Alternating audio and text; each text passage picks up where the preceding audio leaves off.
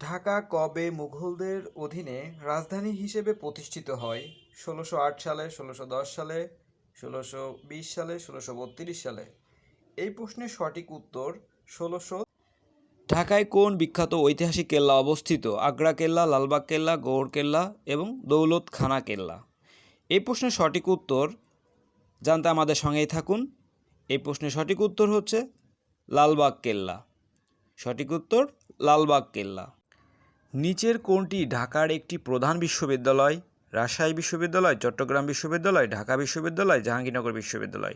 এই প্রশ্নের সঠিক উত্তর জানতে আমাদের সঙ্গেই থাকুন। এই প্রশ্নের সঠিক উত্তর হচ্ছে ঢাকা বিশ্ববিদ্যালয়।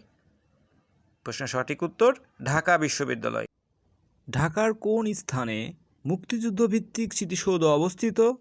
সোহরাওয়ার্দী উদ্যান, রমনা পার্ক, জাতীয় স্মৃতিসৌধ সাভার, বঙ্গবন্ধু এভিনিউ? এই প্রশ্নের সঠিক উত্তর জাতীয় স্মৃতিসৌধ সাভার। জাতীয় স্মৃতিসৌধ সাভার। সকলকে ধন্যবাদ। আসসালামু আলাইকুম।